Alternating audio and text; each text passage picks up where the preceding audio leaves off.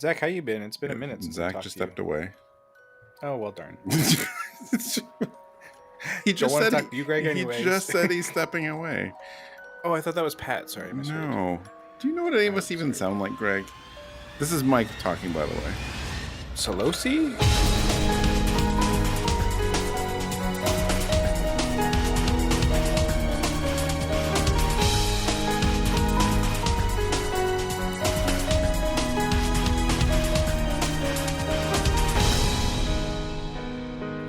Hello, and welcome to episode 134 of Rhythm Encounter, the RPG fan music podcast. I'm your host, Mike Salbato, and today we have a new Composer Spotlight episode for you. It's been a while since our last one, so I'm excited to present that. But first, I'm going to present my panel with me today. So joining me today is Zach. Hello. And Pat. Let's do this thing. And Greg. Hi, folks. Hello. Well, thanks everyone for being here. We don't do a whole lot of Composer Spotlight episodes, but it's always a fun time when we do. Mm-hmm. And I've been looking forward to discover more. Yeah, I've been looking forward to doing this one for a while now. Before we get into it, although we are going to get into it pretty soon, I always like to ask people what brought them here. So what drew you to this episode? I guess I could say anyone can go first, but then we're going to get just a mess of people talking over each other. So let's start with Zach. Hamauzu, or however you pronounce it, it's one of those composers who I really like a lot of his work.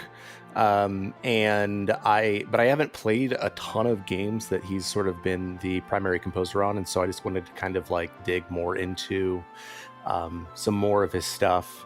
I just got done playing Final Fantasy VII Rebirth, and I really liked some of the pieces that he had on that soundtrack as well. And so I thought that, I had enough knowledge to be able to come on, but also that I would learn some stuff along the way. Nice. How about you, Pat?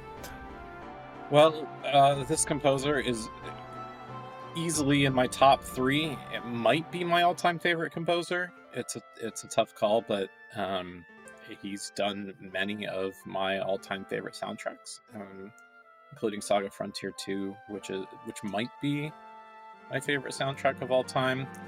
I love that he's sort of rooted in sort of impressionist style. I love how good he is with arranging for piano. Piano pieces SF2. The piano collections for Final Fantasy X and XIII is all him. He does those piano schlocked albums with Benyamin Nuss. He is just... the way he thinks about music and makes it happen is just brilliant. Yep, can't disagree with that. How about you, Greg? My answer is very similar to Zach's, where I haven't played a lot of the games that he's composed for, but a lot of the music that I've heard from it, I just have kind of kept listening to more and more, and I wanted to get exposed to more of the music here and more of the games that he's done. The games I've either just bounced off of, like 13, I enjoyed enough of, but the music's fantastic, but the game I just couldn't stick with and haven't gone back to, and I've never braved a SaGa yet, even though I do want to, despite John No's misgivings. Pat's fervor is inspiring. There's just he has a wonderful nuance, and impressionist. That's what it was evoking for me. Thank you for giving me the words for the inspiration there, Pat. It's very much reminding me of some classics there. So I'm excited just to chat more about him, because he's seems to have a very nice marriage of being a bit more traditional classical as opposed to just outright soundtrack. It's interesting. Right. Yeah, that's actually something I didn't know a lot about until, I don't know, a couple of years ago. My even though I know he worked on Final Fantasy X, I didn't know much about that at the time. The first thing that really struck me as his work was Final Fantasy 13, of course. That's what really got me listening to hey, wait a minute, I gotta look more into this guy's music. And I definitely forgot that he did all of 13, but not all of the sequels, but all 3 of those have great music. And some of that is built off of the stuff he composed and created in the first game too. But that was definitely like the big moment for me. Like that's when I became a fan, was hearing his music for 13. Maybe we'll hear some of that today. It's kind of hard to avoid, I feel. It is. I mean, I'd put a good bet on it that we're gonna hear some 13. Yeah. I mean, if you go back to some of our past episodes, like several of my favorite 13 tracks have been on in the past. Otherwise, you would have definitely heard me bring on Dust to Dust here today. Oh my gosh, is that the Airba Yes. town theme? Yeah, it's one of the best songs ever written. Yeah. So good. Yeah. But I'm happy with our lineup today as well. So how about we go in and start talking about it? Pat, you have our first track today. Yeah, I picked the final battle theme from a 3DS game that recently, I think, got a Switch remaster called The Legend of Legacy. The song is called The Star Graal. Nice. And then my first track, maybe I should have saved this for later. I don't know if it's really a deep cut, but it's more of a surprising one. Is not from a game at all. I actually learned that he had a couple albums like of original music. I guess it's all original music, but non-soundtrack albums. So I found this one. I've been listening to a bunch of them. This is Frenzy Under Pressure from... The album is called Opus for Piano and Chamber Music Works. So I do have a game song later, but we're going to start with that one. So let's go listen to The Star Graal and Frenzy Under Pressure.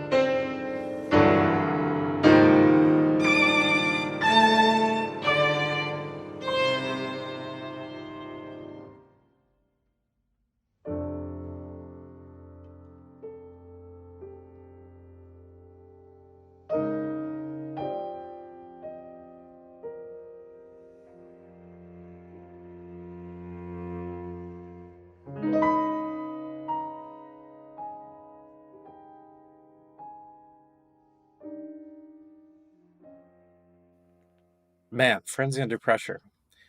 What a cool song. What a cool concept for an album. But we'll get to that. First, I want to go back to the song I picked from Legend of Legacy. Now, many of you may not have played this strange game, but developed by Furyu, it really plays a bit like a SaGa game if you haven't played this game. So it kind of felt like, Hamauzu had worked SaGa Frontier 2 and Unlimited SaGa, and then after that, SaGa games seem to have sort of gone back into the realm and hands of Kenji Ito. But for this game that kind of felt SaGa-esque with Legend of Legacy, I guess they were like, oh man, we need to get Masashi Hamauzu, and they were right to do so. The game has 7 characters, and you pick a main character to start, and the storyline sort of has divergent paths and options, and then it converges near the end to a singular final boss who has multiple forms and is stupidly hard, sort of like the egg from SaGa Frontier 2. And its final form is the star Graal. And for those wondering what is that word, that's just, I think it's probably like a Middle English version of Grail, because it looks like a Grail if you've seen the thing. And it's big and shiny, and you have to fight it, and it's hard. And so I was very familiar with this song, because even though it is a long song, 5 minutes, I've probably heard, 3 hours worth of it for all the times I failed trying to beat this thing. When the game came out. This is a very, very hard final boss. And in SaGa tradition, you can't grind your way to success because everything scales. So you get stronger, they get stronger. What are you going to do? But yeah, Star Graal is this really sort of starts soft and then, builds and gets to this sort of ethereal, larger than life, sort of big scope kind of battle track, right? It's not super intense. There's a track right before this on the OST that a lot of people love called Battle with the Heavenly General. That is a super fun song, right? Very catchy. This is sort of like bigger, sort of reminds me more of like Orphan in Final Fantasy 13. Yeah. And so I just really like get a lot of goosebump kind of feelings when I listen to this one, and that's why I brought it on. Yeah, I really like the way the song moves. Like I didn't know this was a final boss theme, but then I was listening to it, I'm like, yeah, this is probably a final boss theme. And it totally hits all those notes that you would want it to. I really like when it sort of like has like sort of like this descending harp, piano, and like string sequence sort of in the middle of it. That's sort of like you thinking. And I always like sort of those quieter moments in boss themes and boss music. But then how it becomes like sort of more triumphant with like the timpani. I think it's timpani at the end. It's sort of like chasing strings. And I really like the piano, or the urgency of it, and these like creepy strings underneath. It's really cool. Are you talking about like the 2 minute and 20-ish, like that little like kind of reprieve break where it gets like ethereal and creepy and weird? Yeah, I really like that part. So yeah, it's a great track. I've played the Alliance live. I've always heard that this one is not as good, so I might go back to it just because I like this track so much. I still need to play Alliance Alive. I was so worn out pretty good on Legend of Legacy. I do want to get to it. It's not as challenging from what you're saying. Yeah, and for folks listening at home, that's another Masashi Hamauzu soundtrack. And another game that got a recent remaster. Oh, did it? I think so, yeah, didn't it? A few years ago. Yeah, I reviewed it for the site. Or no, a few years ago. Yeah. Man, I need to get on this.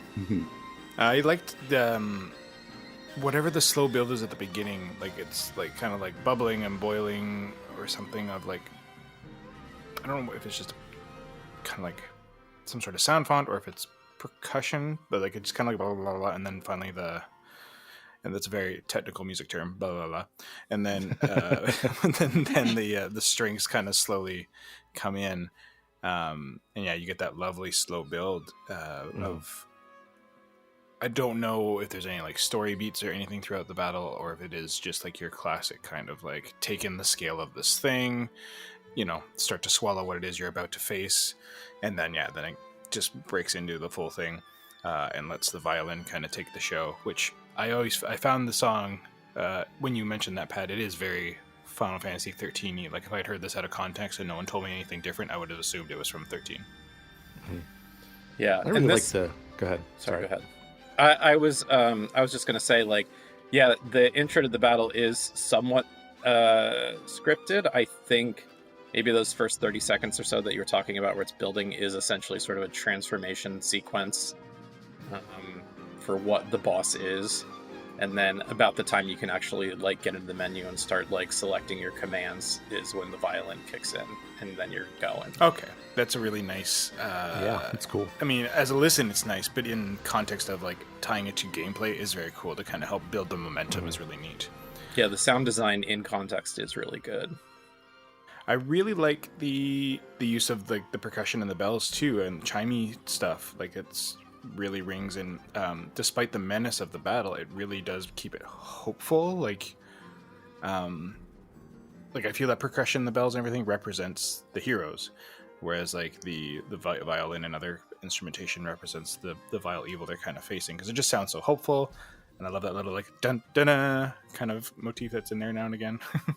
Yeah, and like the piano over it as well. It's really cool. Mm-hmm. Yeah, it works really well. And it's funny, I wrote in my notes, like, is this a long-ass fight? Yes. Because apparently easily the longest fight in the game. Yeah, and like I was thinking about the just the way that it sort of gets to that fight. Like, it gets a little triumphant there, but then you can tell that it's going to sort of go back down into that sort of slower section later. I like the way I didn't listen to it looping, but I can kind of get a feel for how it would loop, and I think that's really cool too. Yeah, I didn't actually look into the context of this ahead of time, so I didn't know it was a battle theme, but I like that. I always like I guess it's unexpected. You see it, you hear it sometimes, but not that much, so it's always unexpected when like a final battle theme has this kind of feel to it, instead of like what we're used to in many other RPGs, like just like big and in your face. So I think that's great. Where's the opera singer? Right, Hamauzu? right. Come on. So also I made my selections. I mean, I'll get to my song in a minute. Like before listening to this, I didn't actually realize we are going to have two like really strong like violin appearances in this episode together. So it made it really easy to pair these two songs together. I'm not shocked, to be honest, given everything I've heard from 13. It's true. Very. But yeah, I mean, the violin and the string work in this song is really, really great. I love it. Mm-hmm. And just that against the backdrop of drums and piano, and there's a part, and I know it's not this. I know it's not what I'm about to say, so like don't at me or anything. But around the 3-minute mark, I like went back and listened to it again. I'm like, is that a steam engine?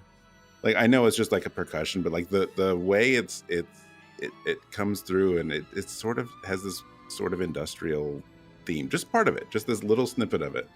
I just thought it was interesting, and like all of those different sections of the song and the way that the different instruments come into play, like it really just keeps you invested the whole way through, because it keeps changing things. And then it's got a lot of dynamics for sure. It does, yeah. And then there's like this really great like swell about the 4-minute mark. At least on the soundtrack, fades out, but obviously, I assume that's where it might go in and start looping in the game for hours on end. Pat? Yes, yeah. If you're as bad as I am, yes. I wonder if it's one of those like spinny, like percussion-y things. Like it goes like a kind of noise. Probably, it's probably that. Yes, yeah. It's probably more likely that than a steam engine. Yeah. Can we get a whole ass train into the recording studio? No, yeah. Why not? There's some logistical problems with this. First, we had to build the tracks. A guy who looks like Guile comes in, be like carrying a train on his shoulder. Anyone want this? Right. Is that Sabin? Anyways. Yeah, he suplexes it. Right. Yeah. Let's put this down right here. All right, so my quote unquote original piece here, it would be really easy to read a song called Frenzy Under Pressure and think you're also in for an RPG fight boss track, but it is not. Yeah, that was a big kind of fake out. Right. Some of the track titles on there are like, okay, I can see that you like composing for RPGs, because some of them have that like RPG song title, even though it's not exactly what you're getting from the music. But I did not know about these until probably a couple of years ago. Hillary introduced me to the fact that he has these albums of some original stuff. I keep wanting to say original, but obviously, like, music for Final Fantasy 13 was also original, but you know what I mean. Non-game music. And it's such a cool discovery, because like I know that every composer that we like obviously does music beyond what we listen to on soundtracks and all that, but they don't always see like a CD release, and they're not always very well known. So we don't always get the beard papas. yeah, it really fascinates me. This, though, I definitely recommend the whole album. A lot of the album is piano, and all of those are great. But in this one, I'm like jumping around on my notes here, but there's a few other collaborators here. And I really wanted one of the ones with there's a violinist and a cellist on a few of the songs, and those I kept going back to these ones, so that's why I landed on this one. So again, I recommend all of it, but I stuck with this one because I really like all the different places this song goes musically. Like sometimes it's peaceful or somber, or really there's like some really like dramatic stings to it. But the composition is great, and the way all the instruments like weave together, it just, the best way I could put it in my nose is it just makes me feel. Not anything in particular, but it's a very emotional song, I think. And I guess that is the frenzy under pressure part of it then. yeah, It's like someone going on a walk trying to like collect themselves. It's kind of how I'm picturing it, which the album art helps that for me, but that's just kind of the image I've been getting. Hearing you talk about that and kind of re-listening to it in my brain. Yeah. The only other thing I had was like I like the moments. I don't always do timestamps, but there's a couple parts at like around 2:40 and the 4-minute marks. They're like this really strong like piano and violin that come in right there, and then like you can just there's like a tension building to me like around those parts where there's like a really satisfying like rise and fall. It's like they're dancing. Yeah. I think there's a little viola in there too, at those same moments that you're talking about. I think it's, I love this piece. I had never heard it before. And it's almost like late romantic, early modernist, like real chamber piece that you would hear from someone like, I don't know, Shostakovich. So I thought it was really beautiful. And I like the cello in it too. We haven't talked about that yet, but like the cello that almost gets like this light foreboding. It's almost like this graceful foreboding throughout. And it feels like it has like these staccato notes that will like build, and that conversation between the piano and the violin and the viola will like build, but it never quite resolves. And it never gets into what I was thinking would be a frenzy. And it's almost like this quiet frenzy that kind of builds towards it, but then it almost resolves in a way that isn't resolved. And so, I have far too many notes on this, but I love the pause. And then the piano comes back in. That happens, I think, around the 4-minute mark. And that's sort of like last sort of like almost like lonely, sad note that it has as well. It's a beautiful piece that I couldn't put it any better than it makes me feel things and it goes places. Yeah, I guess the pressure is like keeping the frenzy down, so to speak, so it doesn't get out of control. This is a good time to mention that the track before this on the album is called Impromptu Furioso. Wow. It maybe is also not as intense as you might guess from that title, but also worth listening to. But I'm sure there's a story in an album, because usually albums, more often than not, do have, like, they're compiled to be a story. Could be. I haven't looked at the liner notes. Yeah, I don't know. Like, not necessarily like an actual like hard, this is the story of the arc, but just like there's a reason things are arranged the way they are usually on an album. Yeah. when it's not like a soundtrack in terms of like we're just going in order of appearance, but like, yeah. Anyways, you get what I'm saying. Yeah, pauses. That was a good. I forgot about that, Zach.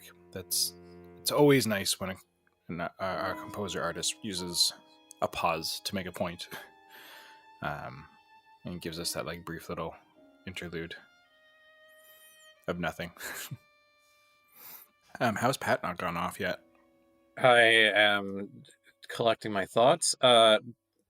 So I have a very like unbridled love and passion for chamber music, like chamber works kind of stuff. I also adore the pianist Benyamin Nuss. Like, he is a force of nature. He's done Really so much. beautifully nuanced.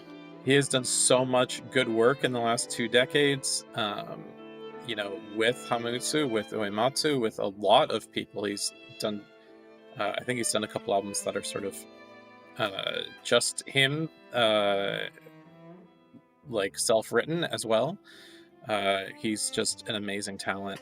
I don't know the other 2 individuals, Lisa Schumann or Kana Shirao, but they're providing the strings and they are just killing it. And, Mike, you had said that the album's layout here is a bunch of just piano solo, and then you get the chamber works at the end, and that really makes me that always reminds me of Hamauzu's first arranged album, which is Piano Pieces SF2 and then Rhapsody on a Theme. So you get 18 piano solo tracks and then these 6 songs that are piano and chamber works, like small strings, a little bit of brass maybe. And like that's the part that always like blows you away after all this sort of very intricate piano work. And I really like that this track just sort of like after listening to a bunch of just piano, like that's what's so great about chamberworks music, is just like it just sort of like creaks open the door to like all this other experience. And like I think what you talked about is like it makes me feel, and I don't know what it is, and it doesn't really matter what the feeling is. The point is I go from non-feeling to feeling. And to me, that's a mark of really great music. We would refer to it as evocative. Beautifully I like said. that. And I just, I felt the same way. First listen, I was just like, yep, this is like taking me somewhere. I can feel it. And yeah, I mean, piano and strings, if you do it right, you do it well. I can't remember if it was Zach or Greg who mentioned, you can definitely feel like sort of a Shostakovich, late romantic, early modern. Zach. That was Zach. I earlier mentioned, he has a distinct impressionist style, which I just want to say this real quick, and this is my humble brag.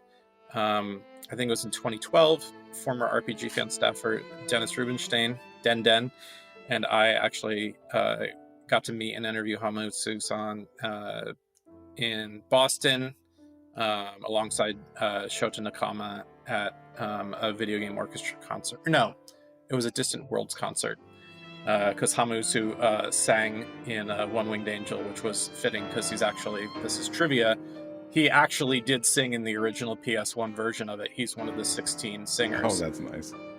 Yeah, it was one of the first things he did with Square was sing in that, because he was just a sound designer. He hadn't done much composing yet. I think he did 2 tracks for Gun Hazard on Super Nintendo. But he was just sort of getting his foot in the door, and he's like, oh yeah, I'll sing tenor.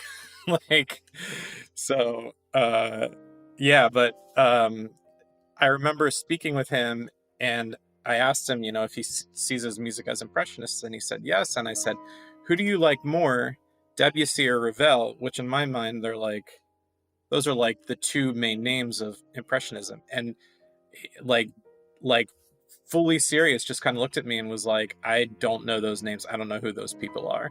Oh, I remember you telling the story with Eddie. Yeah, oh, wow. This blew my mind. I was like, I know he got like classical, like, I don't know if it was a conservatory, but I know he got classical music training in Japan. And I'm like, I wonder how they teach impressionism. Like, who are the people they go to, if not those 2? Right. Because I'm sure there are others, but I don't know them. And I was like, man, I wonder, like, because Yeah. it is a different, it's a different taste, it's a different vibe. But Certainly, we come from it's such a different than Western Remake. lens. Right. I'm just thinking like, oh, well, Impressionism, it's just France, right? And it's like, well, no, it could be Eastern Europe, and of course, Japan had their own composers in the early 20th century. What do I not know? So there is something very distinct about how Hamauzu handles sort of an impressionist style, especially with chamber works, that I do think is different from Debussy and Ravel. So I do wonder, I should have asked, well then, like, who are the people that you studied? And I didn't ask, and I'm stupid. Your brain was too blown. It was, Yeah. and I may never know. But, someday, I think I really do believe that someday people will study Hamauzu, a century from now, and be like, wow. And then some people will be like, I don't know who Hamauzu is. And they'll be like, what? How can you not know who he is? I really do believe that about him. I mean, I could see it. Mm-hmm. One thing that does, I meant to say earlier, just to wrap up my own thoughts on this song too, is what does give away that it's Hamauzu is the violin in my mind, because where it does, you can hear his style. Because I find the piano on its own is very, very classical, very impressionist, very much its own thing, but those violin pieces feel like stuff he has worked on before. Like, you could take some of those stings and moments out and throw them into 13, and I'd be like, yeah, it would just need more drama or something underneath. But whereas, like, you would rarely get that piano kind of moment unless, like, Hope was crying about something again. So it's very much his work once you hear that, but it's also a very nice departure from his game stuff. It shows his prowess and why people should be talking about him. Right. Yeah, and his range. Right. Yeah, that's the word I'm looking for. Thank you. I definitely came to like Hope a lot more in the other two games, because Good to know. in 13, I mean, I understand he has legitimate reasons for being upset, but also Absolutely. a lot of the time it's just like gets a little yanked out. Yeah, it's just like every time he opens his mouth, it's like, wow, it's the end of the world. And speaking of our next track, look what you just did there. oh, did I? That was pretty good. Thank you. So Zach, your first song today is coming up next. Yes, and it is End of the World from Final Fantasy VII Rebirth. How fitting. Insert Nicolas Cage you think face. And then Greg, you have our second song from our Final Fantasy VII block. Yeah, Jessie's theme. Best girl represent. From Remake. Yes. Or sorry, best woman represent, to be honest. Yes. All right. Well, let's go listen to End of the World from FF7 Rebirth and Jessie's theme from FF7 Remake.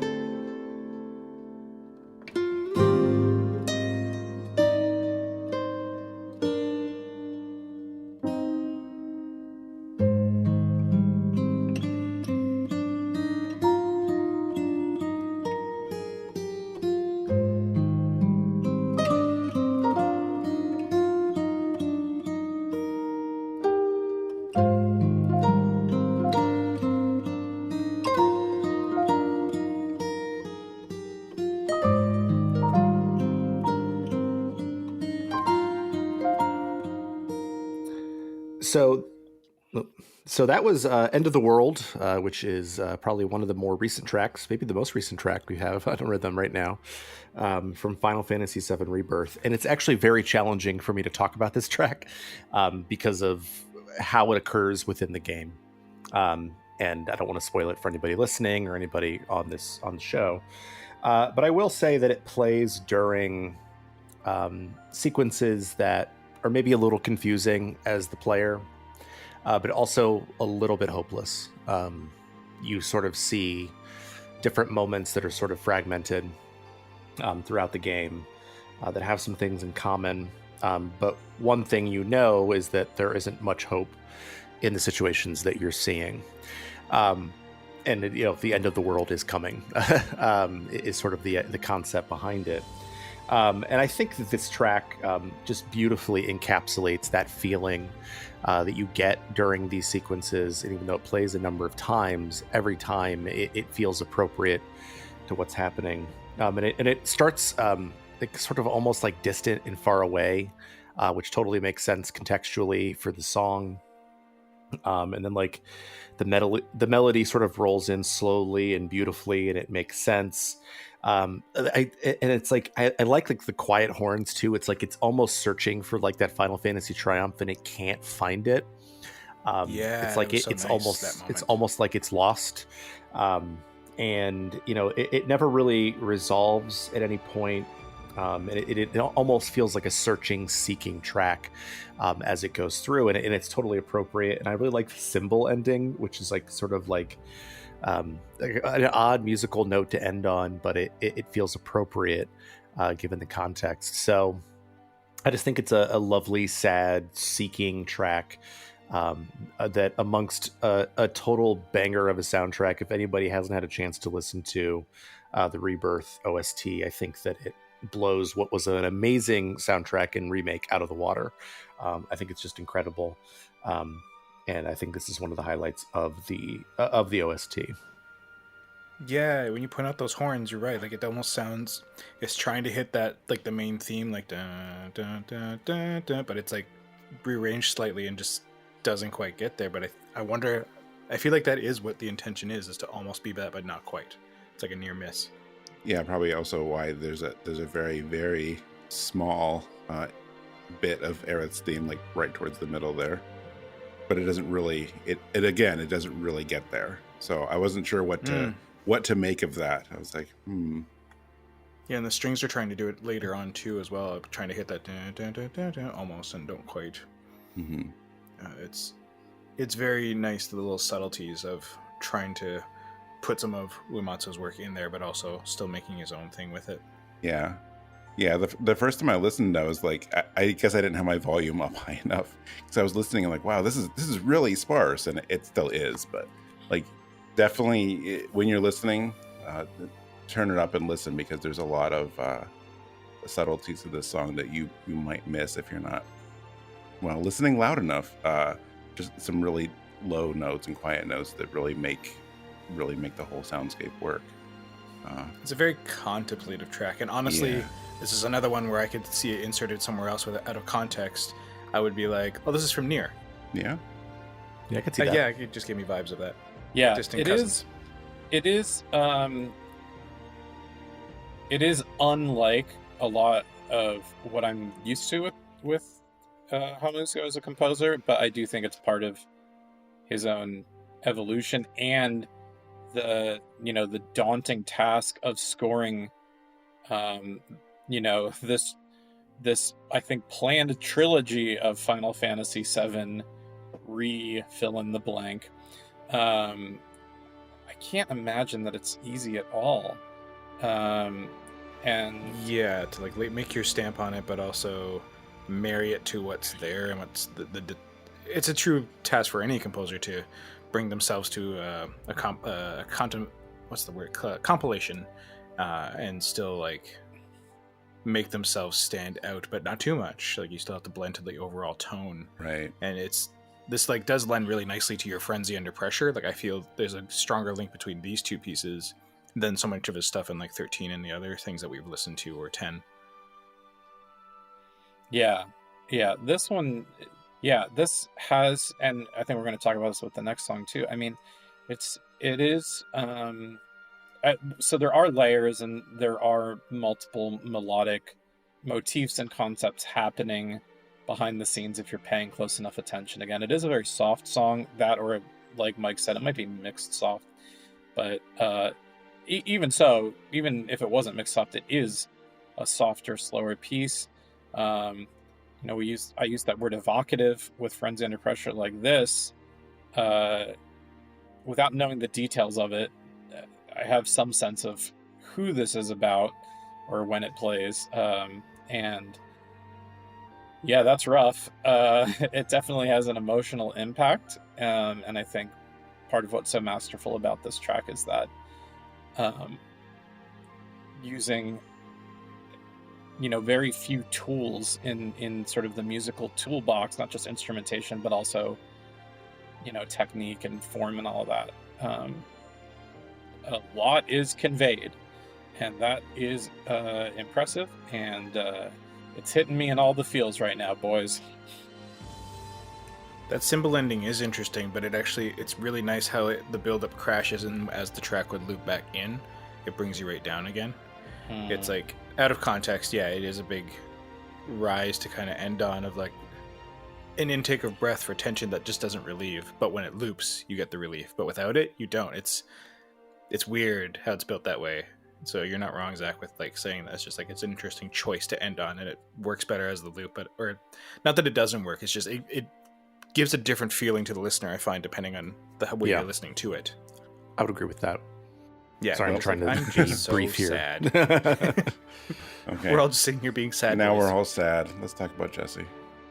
Yeah, Jessie, best woman. You don't get a lot of Jessie-ness in obviously classic FF7. A lot of Avalanche kind of doesn't get their due, and I thought that was one of the coolest things about Remake. Because I've just nicely finally gotten back to it since it was gifted to me several years ago. So it's very fresh in my mind. It's the only one so far I've played from the new trilogy of Final Fantasy VII. And I absolutely loved how each Avalanche character was highlighted a lot more, and when you get to the moment, spoilers, I guess, for people who are approaching this game for the first time, but not at the same time, when they're going to the pillar and things really go south, unfortunately. All those moments were much more powerful with Biggs and Jessie. I was like actually emotionally affected by it, and because that's one thing that Remake does, and all the games, as I understand, do, is give a lot more development to these characters. There's some moments so far throughout Remake that I'm like, I could take or leave, but like for the most part, I think one of the strongest aspects of it is the character development. So I loved getting to know Avalanche better, and Jessie especially. So when I was listening to stuff and realizing that Hamauzu had done some stuff for Remake and did Jessie's theme, I was like, oh, great. Now we can talk about how great Jessie is. And I love this track because I find this is who Jessie is this track, as opposed to the brash bluster, I'm one of the boys, I could blow stuff up kind of energy she brings to Avalanche, which is great, and the energy that Avalanche needs. But if Jessie could have a calm, peaceful life, and picket fence and marry the cloud of her dreams or whatever, this is what that feels like for Jessie, as opposed to being at odds with her parents and joining the revolution to make the world a better place. And that's it's emotionally evocative as a journey for her, because that's kind of what it takes, which mirrors kind of Final Fantasy VII really mirrors a lot of what's going on in our world today right now with the climate crisis. Say what folks will about it. It's a young person's game to get out there and speak up about it and revolt against the powers that be, and making choices, the hard choices, to give up a happy, comfortable life and not be, arguably whatever you want to say about it, being complacent or not, but just being more forward with the revolution means you're giving up stuff. And I think this song is what Jessie has given up. So you get this beautiful, vulnerable moment in the song of who she really is. I think is beautiful. I think that's a great way of putting it. And yeah, in a game that highlights the female characters so well, and that continues into Rebirth. I think Remakes, good to know, glow up of Jessie is maybe the most impressive thing they do. Mm-hmm. And yeah, I just love like sort of like the light piano chords and like the acoustic guitar that's playing there, and almost like some of the counter melodies that are going on there. And it feels peaceful and chill, and like for all of Jessie's life and the insanity of it, like she's still like a chill, relaxed character in a lot of ways. Wants to make you love potion pizza. Right, exactly. And yeah, so I feel like it also has like this touch of sadness sort of sitting underneath it. I don't even know how to quantify that, but it makes sense with what you were saying, and also with what other events of the story that I don't want to spoil. But it's a lovely track, and I'm glad you brought it along. Mm-hmm. I forgot to mention how the harp too is lovely. I think it's harp. Yeah, it's sort of like the counter melody with the guitar. Yeah, it's a lovely little kind of duet-y thing. I'm going to say two things. One is I really like your interpretation of this is the theme that she would have in a peaceful world, and I would add to that, well, then that's definitely what's inside of her, because what else would drive her to be in all this tumult and chaos and fighting if not for like this peaceful world and future that she wants? So it's always still there within her, and she's just fighting towards that. And so this song is like a representation of like what she really wants for herself. And I think there's something beautiful there. The other thing I was going to say is I was actually first exposed to this song, like it really caught my attention last year. I was listening to and doing a review for Distant Worlds 6. Yes, they have 6 volumes out in the Distant Worlds series. And they did an orchestral version of Jessie's theme that I thought was just really, really strong, and that forced me to go back and listen to as it sounds in the OST. And I wasn't even aware, I don't think I was paying attention when I listened to Distant World 6. I don't even think I was aware that it was an original Hamauzu composition for a character theme. And so, again, this really speaks to his evolution and his growth as a composer, to sort of have the courage to write a song like this, that I think some people would say, like, this is simpler, like, this is less intricate, less technical than, like, his early SaGa works, a lot of his 10 and 13 stuff. But I really do think it takes courage to stand on, here's my melody, here's my theme, I feel good about it. And I hope he does feel good about it, because I think there's a really good character theme. Mm-hmm. And the instrumentation, is very much what marries it into being in the Final Fantasy VII world too. Mm-hmm. That's one thing that struck me about this soundtrack, the remake soundtrack rather, is how much acoustic guitar was in it, and I was like, yeah, this feels right for this world. Yeah, there was a need for guitar, and he really kept it in there in a big way. Right. I mean, one of the things I like about all the music I've heard in both games, I mean, I was going to mention this on the last track, but really it applies to both, is that, I love what they're doing musically with these 2, soon to be 3 games. Just blending new arrangements of these songs from 20 plus years ago with new stuff and having it all work and be cohesive is just really impressive. I mean, it's impressive on several levels. Like, oh wow, there's like 8 discs of music for each of these games, and it still doesn't include everything. Like, there's so much music, but that it all works and it all fits by different composers, composed, years and years apart.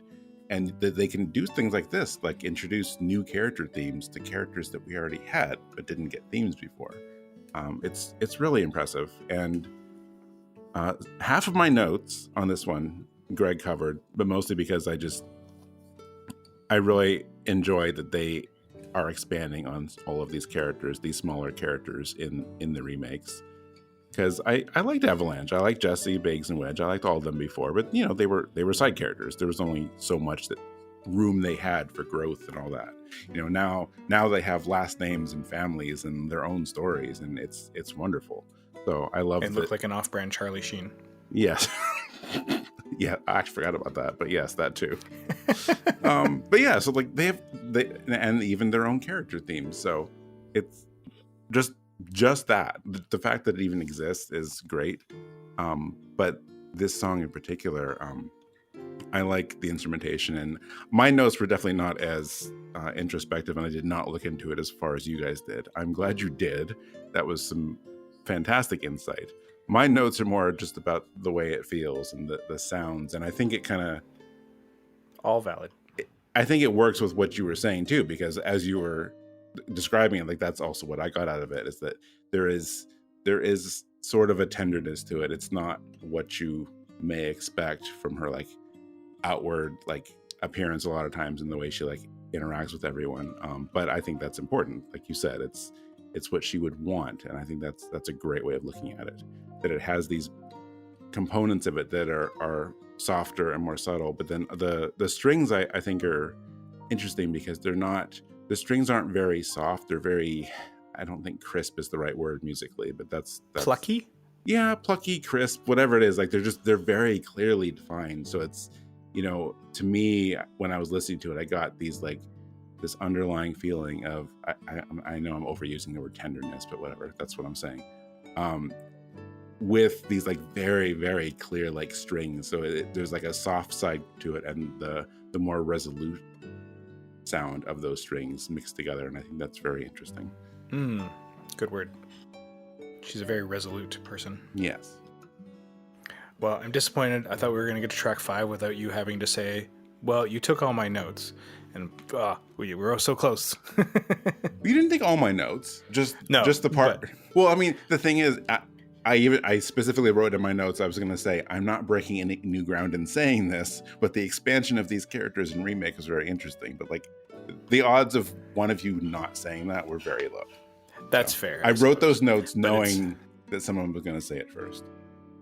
But you saying that is like part of the rhythm encounter drinking game at this point, so... Oh yeah. Every time or somebody bingo. Mike steals Mike's note. Yeah, bingo. Yeah. There you go. Mike's notes are stolen. Not that they are, but you know what I mean. All right. So it's a drink. Yeah. If you want to drink, it's a drinking game. But for everyone else, it could just be bingo. Yeah. Yep. All right. Speaking of other quality women in video games. Vanille. Fang. Is that what this one is? Is that? Yeah. I mean, lightning's cool. Oh, did you mean Lightning? No, I like Lightning, actually. I'm not actually throwing shade at Lightning. Lightning's theme actually was one of the things I was going to bring, but instead I brought this one, which for the longest time I would say Arclight or Archlight or all kinds of things until you look at the arrangement of those consonants. So I guess it's Archylte or something like that. So whatever. If it's Archylte, then cool. And I have the Archylte step from Final Fantasy XIII. And I have more to say about that, but we'll talk about that after. And then Zach, your next song. And I have A Fleeting Dream from Final Fantasy X. Look how easy that is to pronounce. All right, let's go listen to the Archylte step and A Fleeting Dream.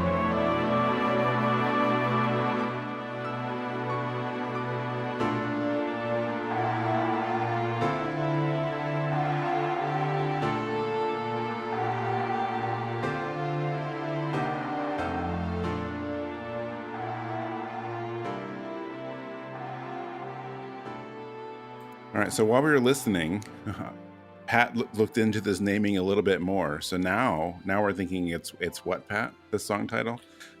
Archylte. Archylte.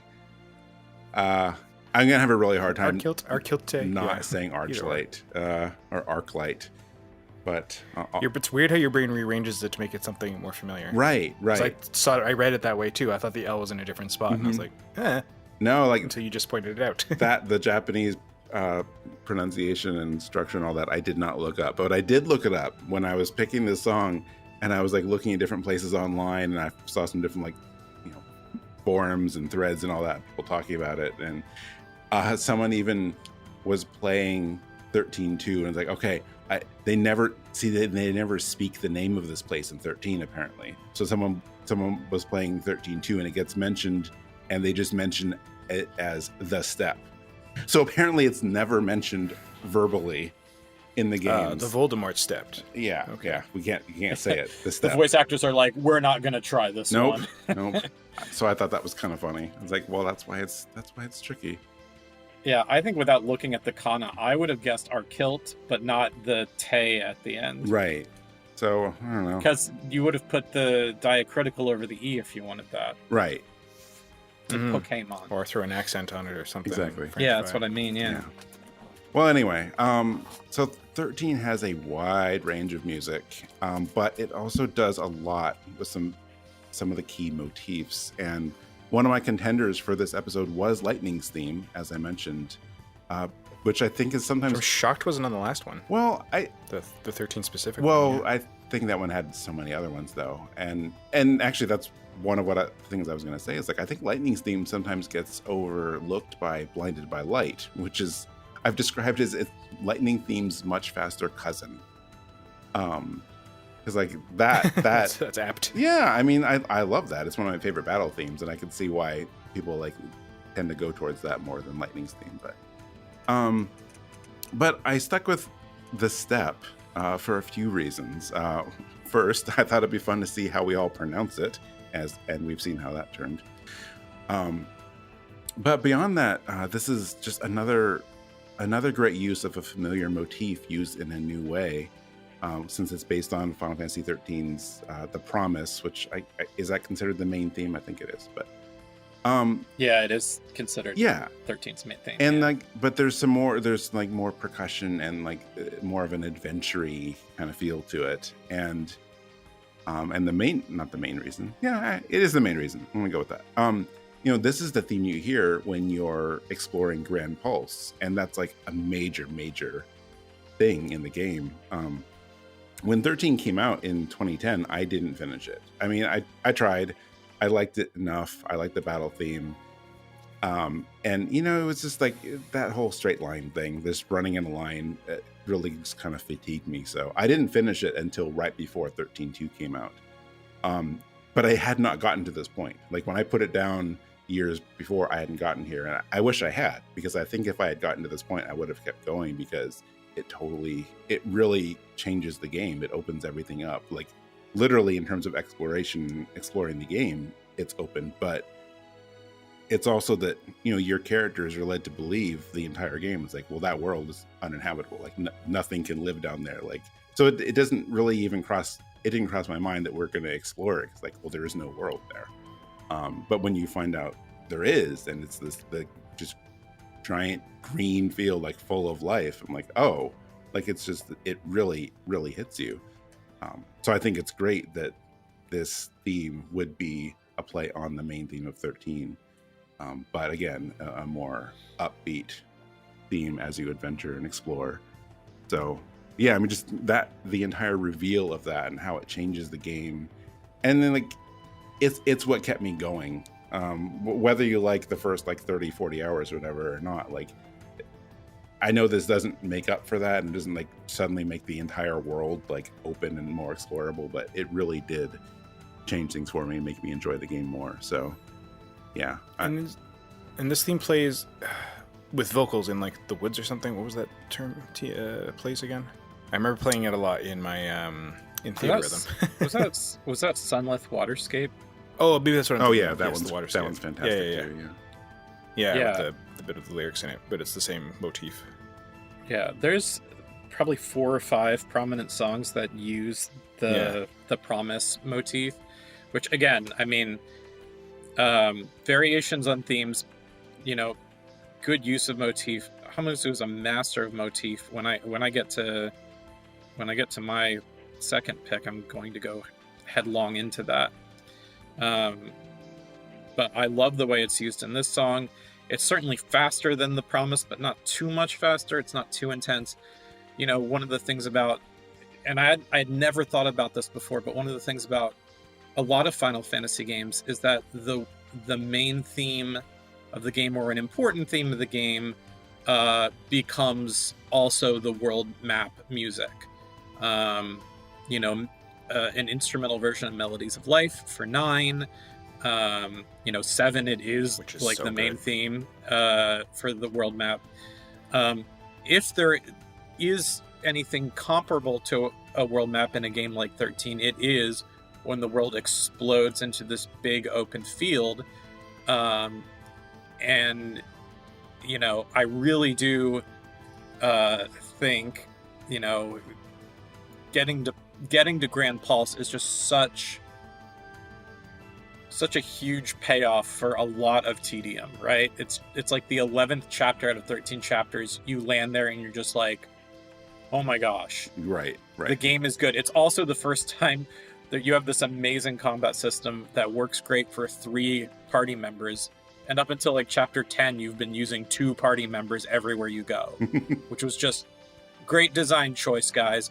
A little too late almost. Yeah, but seriously, once you get there and you can start doing the hunts and all that, I mean, that end game is so good. And so hearing this, and it feels like the world map music, and it's this reintroduction to this theme that you've heard here and there throughout the game, just how valuable this piece of music is. I think this mixed with like that really amazing sort of acoustic remake of the Chocobo theme that you get when you ride Chocobos on Grand Pulse, that like really upbeat, yeah. Those 2 songs plus maybe Dust to Dust when you get to Erba, like that is like all of that early disc 4 on the soundtrack is just like so memorable and so powerful. You made it.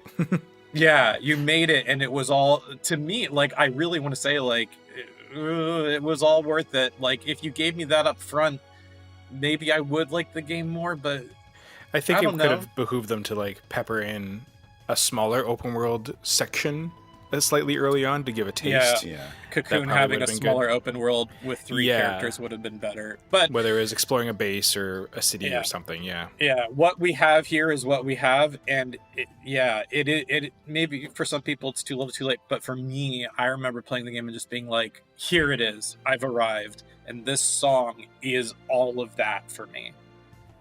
I mean, 13's no Final Fantasy 2, so I mean, it's got that going for it. That Chocobo theme. That world map music is good. Yeah, that Chocobo theme is on episode 106, by the way, for anyone who wants to go back and listen to 106. Callback. Yep. Oh, is that the all Chocobo episode? Yeah, that's Oops, all Chocobo. Pulse the Chocobo. That was a good April Fool's episode. It was. We keep doing April Fool's ones that are like, this is going to be silly, but then I was like, no, wait. Chocobo, it was legit. Chocobo good. themes are great, so it was a lot of fun. Yeah. Yeah, I think I brought the dreaded 13-2 one to that and argued that it's actually a great song. It is. I think it is. Looking back, it was ahead of its time. I mean, that's a Final Fantasy thing to do, to be honest. I love when because on the surface, it's very easy to get lost in just hearing the promise and the variation on it, but I love the percussion under it that's not percussion. It's just the like more punchy instrumentation. Is a little bit of like a percussion electronica going on under the surface, but it gives the song really nice momentum of, like you said, Nike, that explorer adventure vibe that brings to the promise that is takes away like the solely sweeping nature of the song, the exploration of the heart or whatever it is the promise is offering. It's now you're exploring Grand Pulse, you're exploring the world, and I really like that because it took me a second to hear it, and then I was like, oh, there's a little more going on in that percussion underneath when you really crank up the volume for a second and try and deafen yourself off the promise. It's got a lot of subtlety going on in that percussive instrumentation underneath that's really fun to listen to. I really like the moment when it drops out too, and you kind of have like this horn around string 3 minutes-ish. interplay when it drops out around like 3:20. That I think is really beautiful. But yeah, I mean, I haven't played 13. I've played maybe 2 hours of it, but I was like, well, this is an overworld theme, isn't it? And then Alana was like, yep. It's like, okay, cool. But yeah, I really like when it drops out. I think it's even more beautiful, and it sounds more like the promise. But yeah, it's a great track. It's like you've stopped on a vista to kind of look at it all for a moment. And you're like, all right, let's go. Well, I'm torn between whether or not I should suggest you play more of it, but it's really up to you. I mean, I plan to return to it, to be honest. The battle system in all 3 of those games is what kept me going through any parts I didn't love that much, because it is fun usually. Yeah. Well, it'll be like 8 for me, where I'll give it another shot and actually appreciate it the second time around.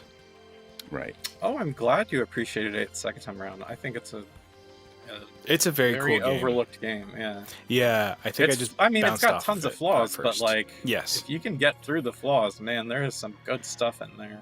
A lot of it just came down to my brain being probably too immature and young and impatient to figure out the junction system. But once I figured that out and then figured out how to break it, then I was like, oh, okay. Oh, that's the best part. Kid gloves are off. I understand this now. Yeah, the game is so easy when you know how to play the junction and draw system appropriately. Oh. And I don't know if we're ready to move on, but weird clunky progression systems. 10 was also another one that I was like, took me a moment to like, you're kind of like materia, but not. What is this? I love the What is progression happening? system in 10. Yeah. Yeah, sphere grid's great, but Love it. But I do like it. If you and that's another one that people know now, if you want to speed run it, you want to sort of abuse the system, there are some crazy things you can do if you know what you're doing. Mm-hmm. It's not as flexible as the license board, but it's like, yeah, like it doesn't give you the power to just make everybody everything without a lot of work, but it gives some illusion of flexibility within the character growth. Yeah. I definitely, I don't remember exactly what my strategy was for that, but I remember spending some time in a cave with tonberries and like triple AP. I forgot what it was. Isn't there something where That is the grinding method. where you get extra AP if other characters are dead, so you let the tonberry like kill like 2 of your characters or something? I don't know. I forgot exactly how it works, but I'm like, oh boy, this is broken, and I really used it a lot. Yeah, that's one of the ways to AP grind. I remember that. Yeah. Yeah. No, I was just thinking. I don't know if you guys have watched speedruns, but like, there is some low opportunity chances to get like teleport and warp spheres off of certain bosses early in the game, like low % drop rates, and you follow that the right way, and you can build an all speed party where like everyone's getting like 2 or 3 turns before any enemy acts. It's stupid. It's so great. That's so rude. Yeah, you do that, and then when you finally get Riku and you can abuse Mix, like the game's just over. 10 was one when I didn't like revisit it, but like I find it and 13 system are really fun for that whole swapping in and out kind of thing. Like I loved that about 10 as well. Yeah, character swapping without punishment is really cool. Yeah. So is this song. As for the music, yeah, there we go. Thank you. Fleeting Dream. Yeah, it's a track that I've loved for years. And I think that someone else said that when they originally played 10, they had no idea that it wasn't Uematsu, or maybe they knew it wasn't Uematsu, but they didn't know who this Hamauzu guy is. And it's just such an interesting track for where it plays in the game, sort of as you're approaching Xanarkand. And like you have like these multiple layers of like sort of some things that sound sort of hopeful, but the thing that really struck me about this track this time was like the percussive, like staticky sound that hits every once in a while as it's going, and I'm not really sure what it's about. If it's supposed to be like a knocking or like a knowing about what's about to happen when you hit Xanarkand, but it sort of has like this almost like flute and harp at the beginning as well. It almost seems like telling an old story, which is appropriate, right? But then as you're going forward, it sort of becomes, sort of a more standard sort of sad-ish sound that almost is trying to be hopeful in some ways, but then you get that knocking over and over again, and that knocking feels ominous to me now, and I'm not sure if that's right or wrong or whatever, but I thought it was just an interesting sound mixing that I didn't totally understand, and I was curious what other people thought about it. Yeah, it is a track good in general. sound to evoke. It is a good sound to evoke memory or the loss thereof. That whatever Darth Vader breathing melodic thing. Now that you pointed out, I was like, yeah, I think that's what they were going for sure. Yeah. You know, this is sort of a very small tangent, but it never crossed my mind about the similarities between Final Fantasy X and Link's Awakening's big reveals until like this morning. So either I just have a big weakness for that particular story beat, or most likely both of those are just really well done in their respective games. But how do you feel about Super Mario Brothers 2? maybe not as well done as the other two in terms of like narrative. The narrative of Mario Brothers 2, well, we could talk about that later, I think. But no, like but I paired this with the 13 track because I thought it was another good example of a effective use of a motif, since it shares it with the ending theme. And while these two songs aren't quite as different as like Lightning's theme and Blinded by Light, each one has its place, and it's such a moving theme. And I mean, I know I'm not really talking about the instrumentation exactly, but you guys have. But I'm really glad that this exists and that he made it, because I like that it's something that we can have, for lack of a better way of explaining it, like have this like great stirring like instrumental version of this song in the game, where it's not for lack of a better term, saved only for the ending theme. So I like that. I think it's a nice tie, like where it gives you that midway through to tie the overarching theme together of, like just what was lost or what we had, or just trying to grasp at something tangible. Right. And I like what you said too, Zach. Like it's hard to like find the right words for it, but at this point you like know, you have an idea of what's going on, like when you progress to the next point, and like it is ominous, but it's hard to say if it's ominous because of the music or because of just how we tie it to like the narrative. But the meta, but it works. So it's interesting in that way. Like it reminds you of those feelings. I would also argue this is one of his most timeless pieces.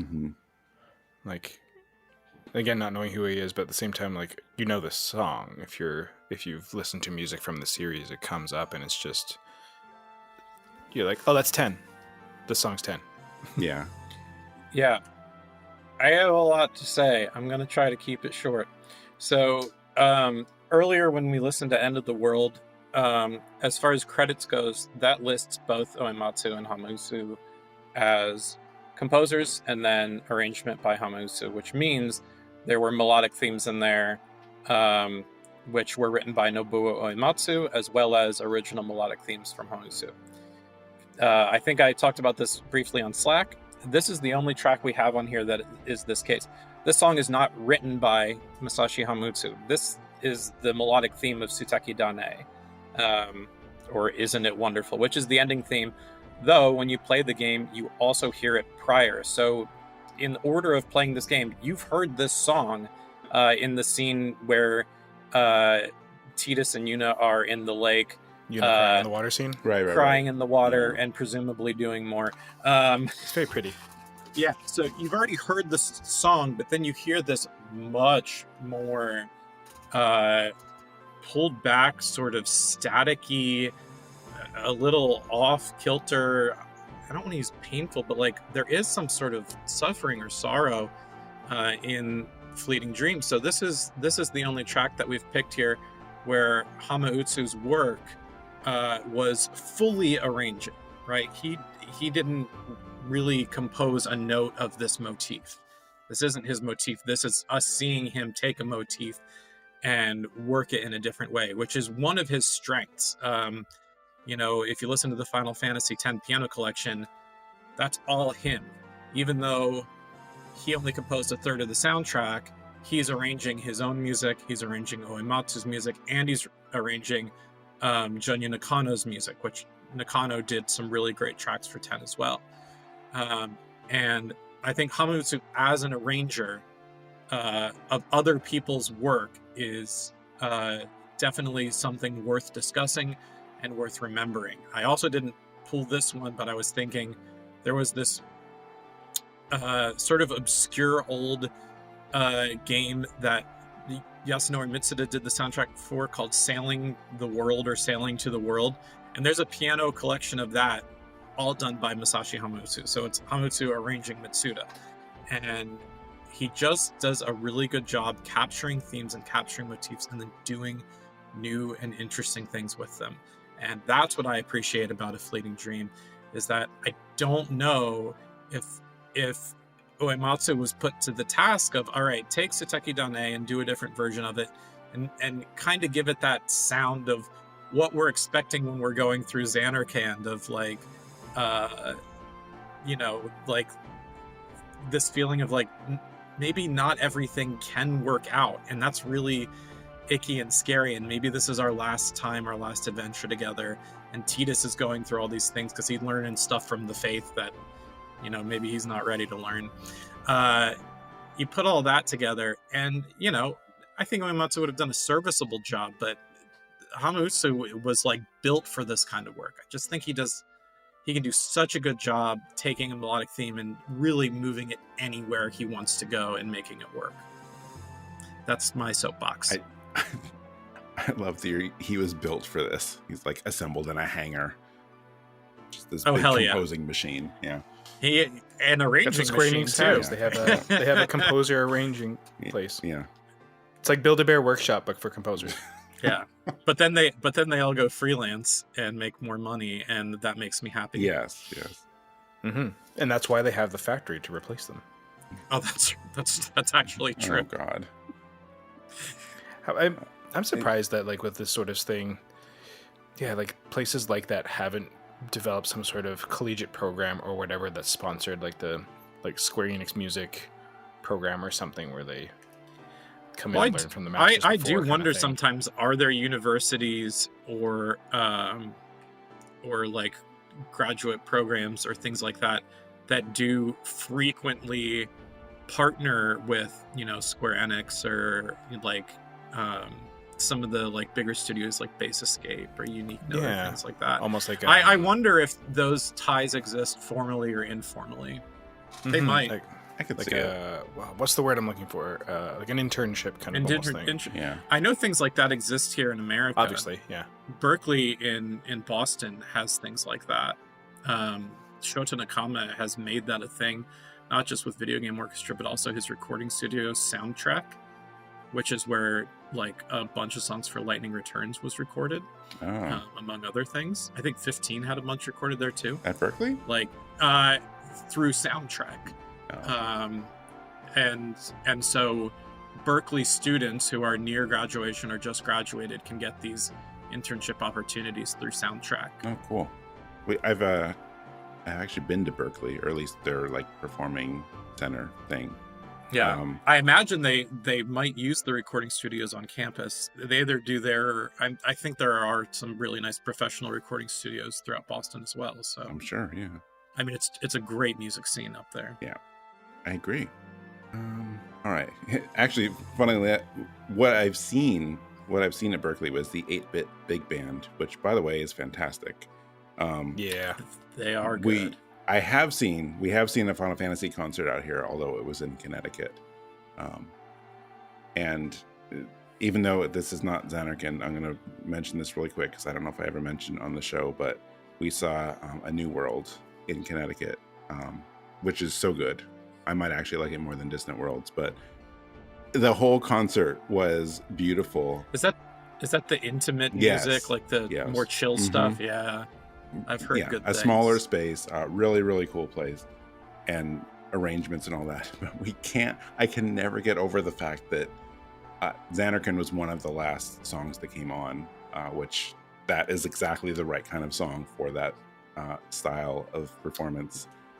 Yeah, it is. And 2 people left, and I'm like, why would you leave during this?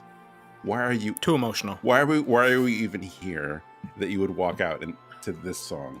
I don't know. Emergency bathroom break is the only thing. That's I fine. can Okay, handle. that's fine. If there was an emergency, but otherwise, Yeah, they really missed out. yeah, totally. Okay. Well, since I'm talking about concerts in Connecticut, then obviously it's time to move on. So we have one more block today. We have one more block with Pat and Greg. So what are This is a PS1 block. What are we wrapping up? Oh wow, yes, Woo. yes, I planned that. He said with confidence. Yeah. Yeah, I think these were composed back to back for him. Oh, actually, yeah, I guess that makes sense time-wise. Yeah. I think Chocobo's first, and then mine. So, yeah, I have a song. I think this is a misspelling of the German word. I think it should be Todfeind, but technically it is written as Todfeind, which basically means creature of death. And it is a battle theme from SaGa Frontier 2. Awesome. Nice. So it's not And- Todfeind, the battle. You're not fighting Todd. Yeah. No, you're not fighting Todd. Okay. Or finding him, for that matter. Yeah. You're not fighting Todd. Todfeind. It's the whole journey of SaGa, right? Looking for a guy named Todd. And then, yeah, the other one, as Pat pointed to, is from either... I've seen it translated both ways as Chocobo Mystery Dungeon or Chocobo's Mysterious Dungeon. The version I was listening to when I was going through things was on Apple Music, listed this as Restless Wings, but I've also seen it translated to Dreams on Wings. But I think Restless Wings is probably the more accurate. At any rate, yeah, I'm not going to try and pronounce it in Japanese anyways, but yes, delightful adventures with a Chocobo. Yes. All right. So we're gonna go listen to Todfeind. Say it again. Beautiful. Yeah. It's Todfeind, but I think Todfeind. it's supposed to be Todfeind. Let me try it again. Okay. What? Well, so I don't know then. Whatever. Well, it's we're the gonna way go- it's spelled. You would say Todfeind. That's true. All right. We're gonna go listen to SaGa Frontier 2 and Chocobo's Mystery Dungeon, and we'll be right back.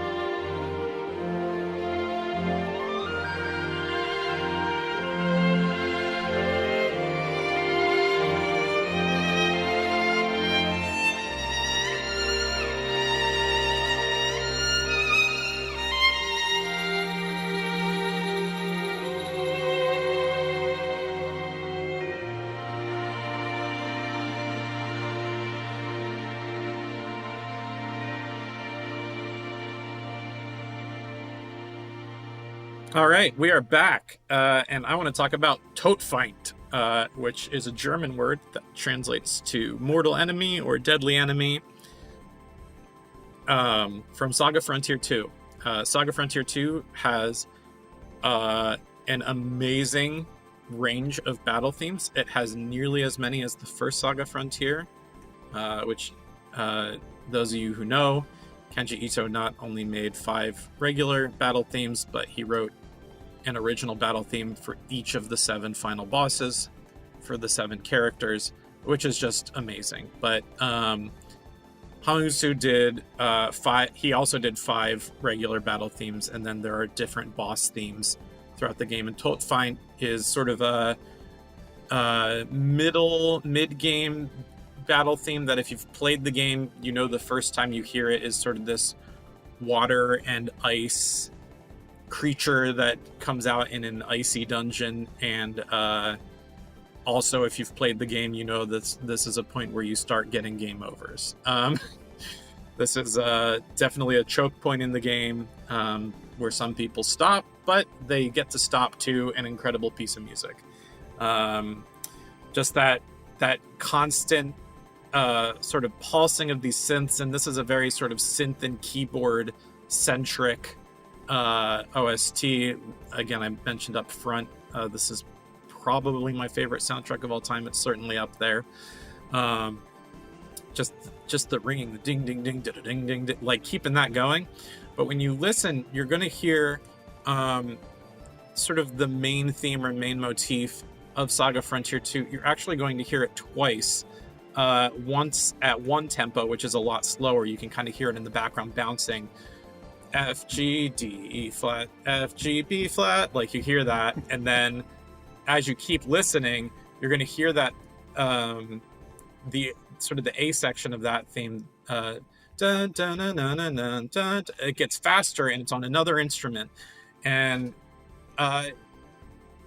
you could forget that melody is happening because the song is so busy. There's so much going on this track. It is so easy to get lost that this is one of the tracks where the main theme is so like intelligently integrated that you can actually forget it's there because there's just so much else going on. And this and Besessenheit are probably my favorite battle themes and my favorite tracks on the album. A lot of people love Mischgestalt and Todesengel, which are the last 2 battle themes of the game.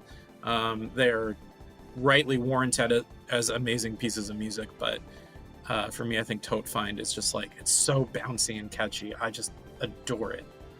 Yeah, I would have missed that theme in there if you had not just mentioned it, because it was just kind of, it blends in everything, but the driving percussion and driving synth keys and everything, and then the at around like the 112 or whatever, it's just what it is, and that little bit of variation keeps you engaged, because it's very easy just to be like, okay, I'm just lost in the driving, but then you get those little twinkles that like delight the ear and tickle your brain and wake you up again to be like, oh, there's a variation. I like this.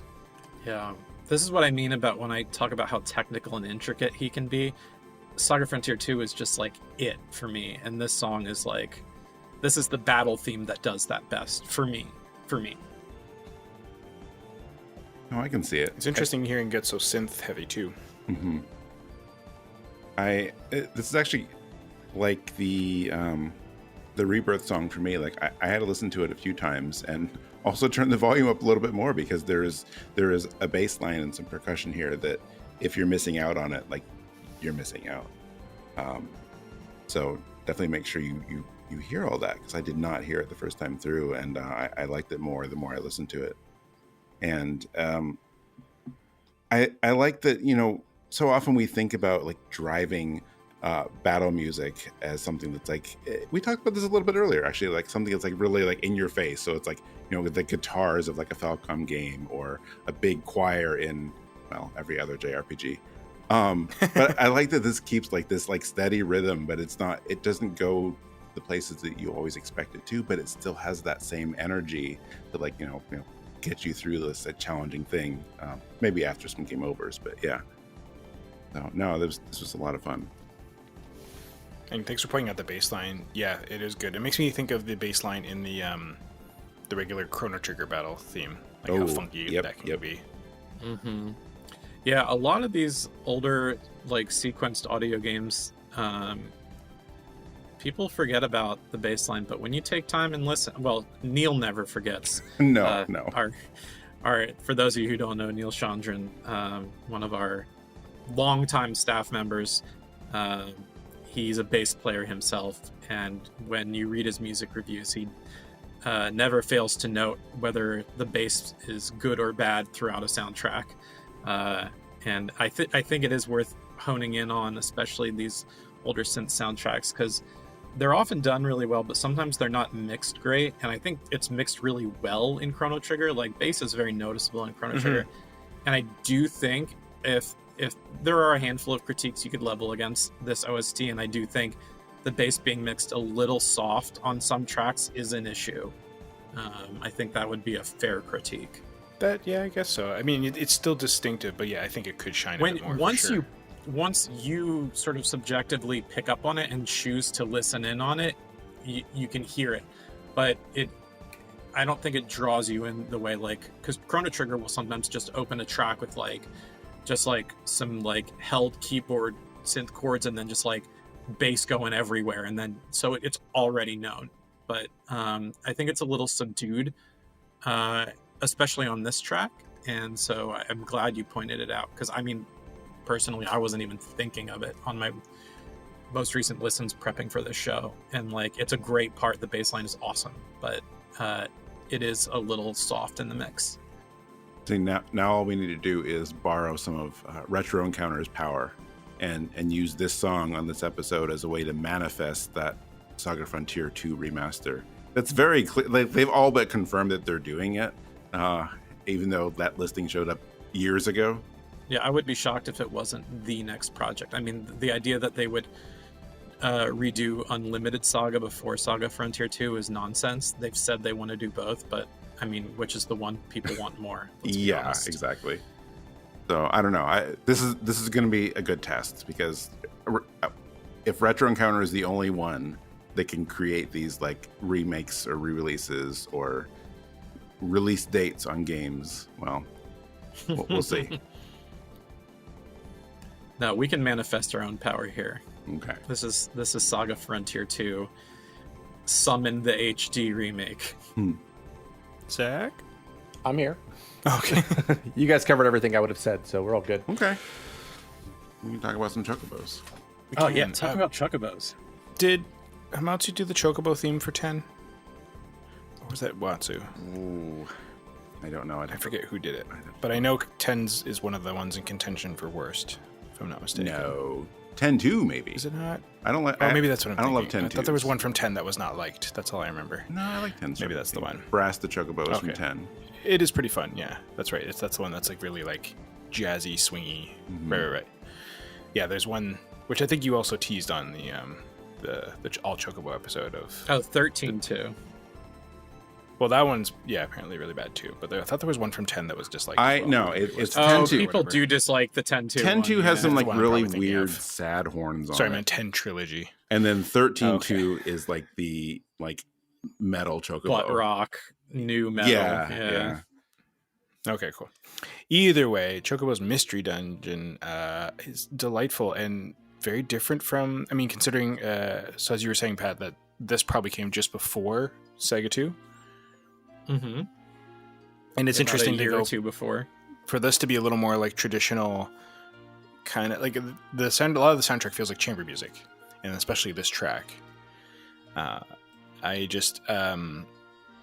was partly looking at this because I didn't want to go to the 2 or 3 albums of Hamauzu music I knew, and I didn't realize he did all the composing for Mysterious Dungeon, which is a game series that has always interested me, but has been one of those ones where it seems to not quite geared towards me, so I've never really gone back to play it. Although I have started playing Chocobo Mystery Dungeon Everybody, which is the remake of the DS one, and it's got some. I mean, Tucker reviewed it, and I think he wasn't kind of the soundtrack, since it's all just arrangements of existing music for that one, whereas this one is a lot of really fun original compositions. So Restless Wings, Dream on Wings is just a very sweet song. And I thought it was, again, very akin to his, for lack of a better word, original music. Because it's not like laced with Final Fantasy themes that we know or the Chocobo theme or anything like that. It's just this very sweet, contemplative, its own thing. The strings and everything just kind of play off each other nicely with is that an oboe, clarinet? It just feels like a nice little troupe just playing together in in a small intimate setting or on the stage or in like the town square or whatever. And it feels very much the vibe of what this game is trying to convey with this adorable Chocomon going on this big adventure that's too big for it kind of thing, but succeeding anyway.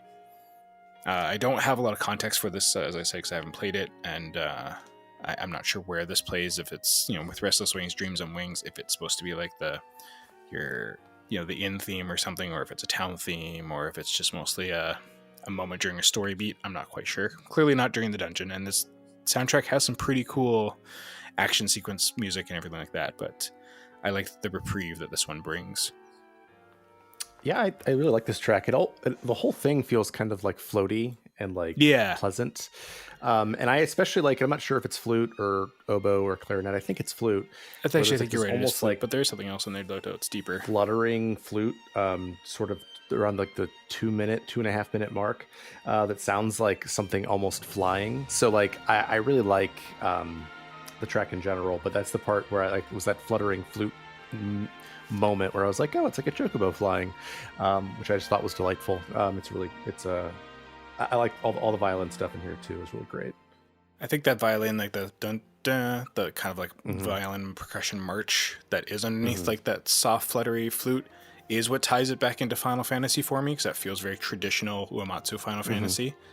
But yeah, that makes it its own thing. I kept kind of expecting there to, like, that fluttery flute all of a sudden just throw in a little Chocobo motif, although it never does. And then there's other Chocobo songs on here. Like I almost picked the Prelude one also, which was a really nice full orchestral piece, but this one stood out to me from the album, the soundtrack itself. No, it's a solid choice.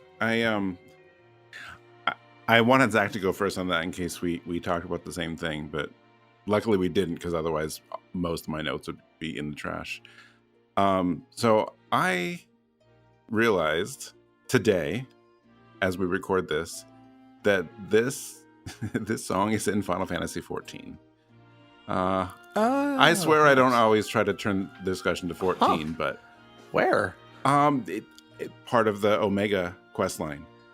So I didn't realize it at the time, because like when I was looking up just in my own music app, I was looking up, just filtering my artists. I'm like, why did he do a song for 14? I'm like, and it didn't really dawn on me where or why or how, but and I'm like, well, that's so interesting. Cute. It's cute. And in 14, it's called A Dream in Flight. And I was like, wow, that's really odd, because there's other composers that come on 14, but usually they do more than one song. But like this seems like it's pulled mostly directly out of this game. But because the title is different, it didn't even occur to me that it's from this. But this is used somewhere in like the Alpha quest line. Alpha, of course, looks exactly like the Chocobo in Mystery Dungeon. I was going to say, yeah. And I'm like, oh my gosh, that is such a great inclusion. I had no idea that they did that. That does make sense. Years ago. But yeah, look at me finding a way to work Final Fantasy 14 into things. But beyond that, go subscribe now. Yeah, I was just playing last night. Oh, you were telling the listeners. Okay. The listeners, exactly. We got to collect our paychecks from Square, right? Yeah, exactly. From Square and Nintendo, they fund us to promote their stuff, right? Yes. And Nintendo funds us. That's why we never have reviews on release date. Anyway, this song is adorable, though. It has just this. I'm glad you brought something that wasn't the Chocobo theme or Prelude or anything, because I think that's a good representation of these games, and they don't just rely on that. But it has this like cool, it makes its appearance. Yeah, it has just this great air of like innocence and adventure, and it's just the exact right sound for the tale of a Chocobo going on a cute little, I imagine, low stakes adventure. So it's a really like subtle, not subtle. It's a peaceful kind of adventuring music, so I'm all for it. Although Tucker did say he got stomped by everybody. Everybody? That was or part everybody? of his, yeah, everybody. Everybody and everybody. Yeah, he was saying there was a big ramp up in difficulty at some point. Oh. That's part of what delayed that review, if we recall correctly. It took him a while to get it out because he just couldn't get past a certain point, and then just finally was like, I'm writing it based on where I'm at. As happens, sometimes games are hard, y'all. Yeah, you just want to get things out. But mystery dungeon games can do that. Yeah, I haven't played many of the Pokemon like, either, but I'm sure it's they'll similar. be like, here's a 10-floor dungeon, here's a 5-floor dungeon, here's a 10-floor dungeon, and then they're like, hey, here's a 50-floor dungeon. And we're gonna start implementing, like, you really lose all your items now. Oh no, yeah. Woof. Yeah, I'm only at the very beginning of everybody, because it's a friendly one that my toddler can watch for like the 20 minutes she'll pay attention, and it's not too like flashy or whatever. Although that one was fun to watch too, because now I'm like, oh, now I know who all these people in Chocobo Racing are. So they're all from that world. Yep. I understand now. That's what they are. But yeah, so this song, I'm glad I chose the song too, because it is a very sweet one. And it does eventually give us a bit of a payoff of a little bit of the Chocobo theme right near the very tail end of the piece. So it's still representative of that sweet little adventure this far too adorable creature is going to go on.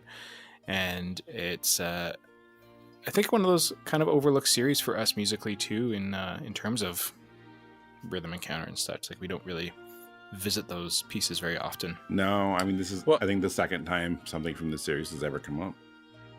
Well, it's worth noting that this series doesn't really have as a very consistent soundscape. Chocobo's Mystery Dungeon tends to have, different composer or teams of composers from game to game. I think Kumi Tanioka held a couple games in a row, starting with the one on Wii. The one, what was that one called in America? Was that Final Fantasy Fables? That sounds right. Yeah, that sounds right. Final Fantasy Fables, Chocobo Dungeon, or whatever. It's worth noting that of all the Chocobo's Dungeon games, and most of them have come to America, this was the very first one, and it never did come to America.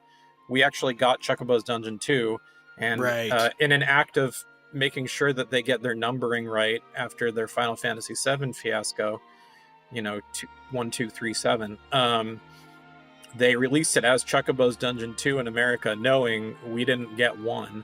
And 2 has a very different soundtrack. It's a team of like 4 composers. Hamauzu's not there unless there's music referenced from him here. You asked about where the song plays in the game. So Dream on Wings, or Restless Wings, which A Dream in Flight is the official current, iTunes uses this track name if you buy this album on iTunes.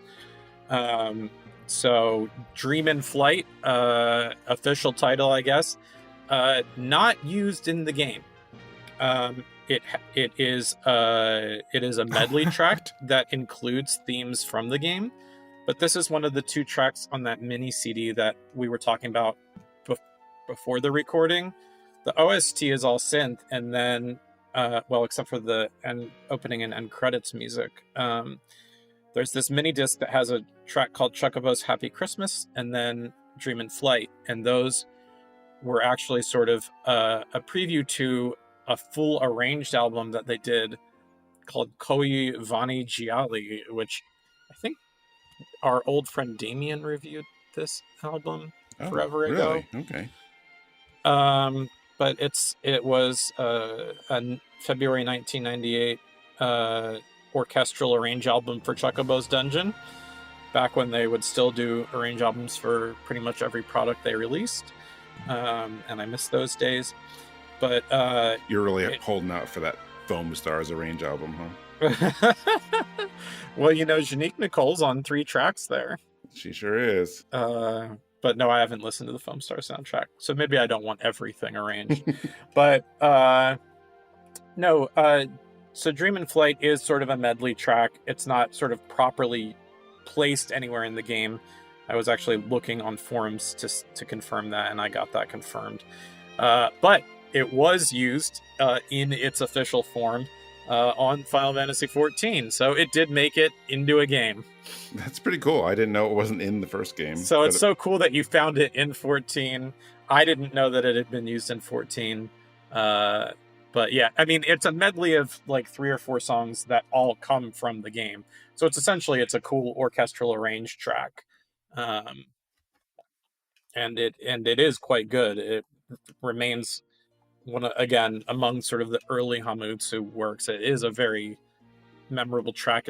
If you listen to that entire 10-track Koivani Jali album, I think this is still the best of the 10 tracks.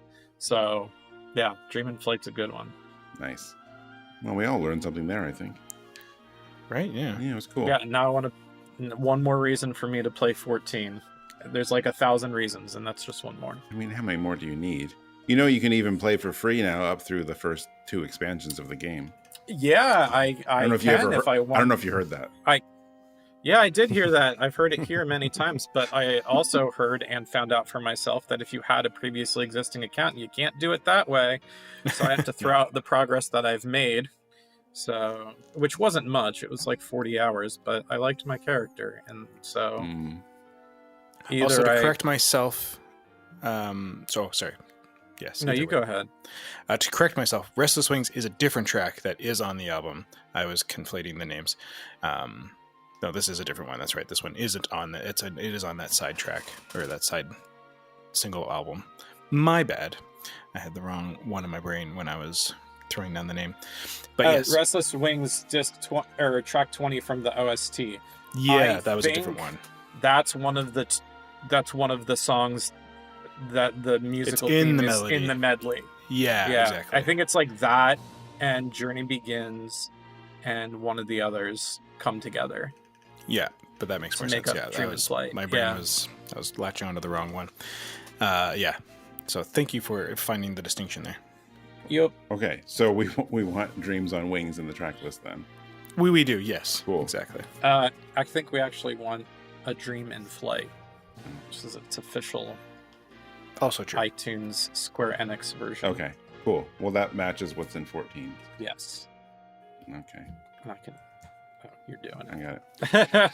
it. All right. Well, that was a lot of fun. That went a lot of different places, and once again, I appreciate that that we had a composer episode where there's some composition credit and arrangement credit and some other ones. So that's always the fun of these episodes, is covering all the different things that these composers can do, because it's not just composing. So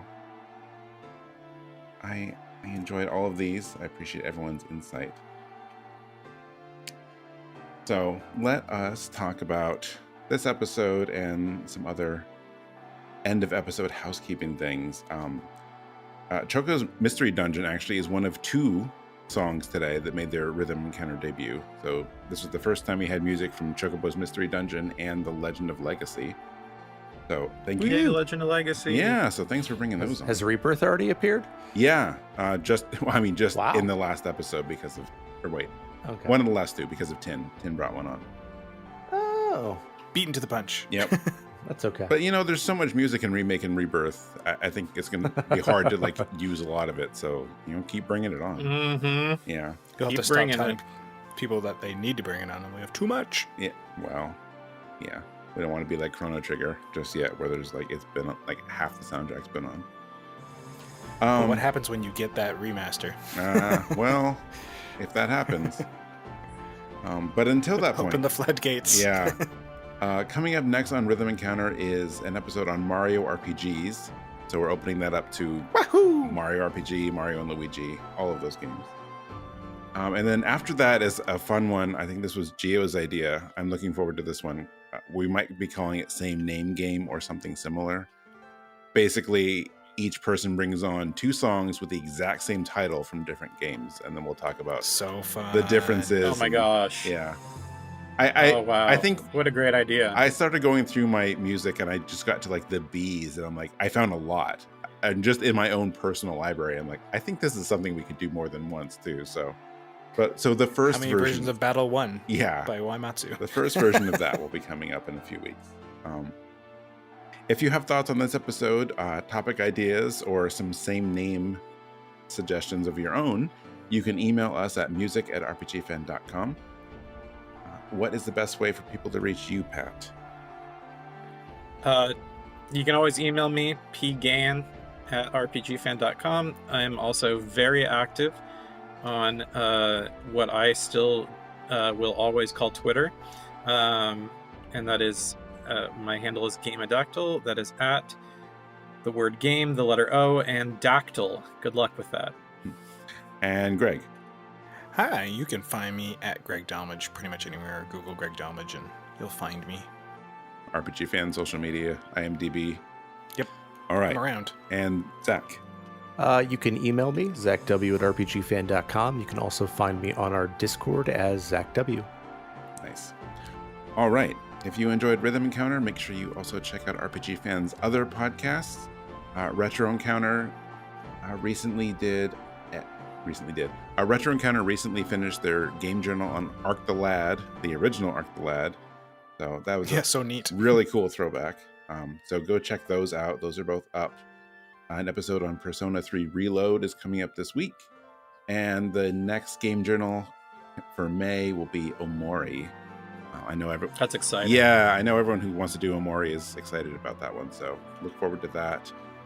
Meanwhile, over on Random Encounter's episode last week was it just you, Zach? Was it just talking about Euden? I talked about Euden. I talked a little bit about 16's DLC. Rising Tide. Yeah, and Jono complained a little bit about Rebirth. Oh boy. All right. Well, there you go. That's what you can look forward to. So go check out Jono and Zach on our recent Random Encounter. I'm not sure what's coming up next week, but look forward to that too. Random Encounter comes out every other Monday, opposite Rhythm Encounter, and then Retro Encounter has a new episode every Thursday. You can also find RPG Fan on most social media at rpgfan.com. So there's links in our show notes, but we are on Facebook, Instagram, Threads, Twitter, Twitch, YouTube, and we have a Discord. Our website is rpgfan.com. Be sure to also check out our shop on RPG Fan. You can get to that at rpgfan.com/shop. You can get our review card collection book, which is a beautiful 300-ish page book of our Instagram review cards. And then we also have a merch. So snazzy. Yeah, it's so nice. By Steph and you. Yep. And What's the name of the company that published it? Hyperplay RPG. Yeah, Hyperplay. Yeah, they did a great job. Oh, they were fantastic. It's been great working with them. Also on our shop is our merch shop. So if you want to buy t-shirts, there's t-shirts, mugs, phone cases. I actually have a couple of their phone cases, or our phone cases.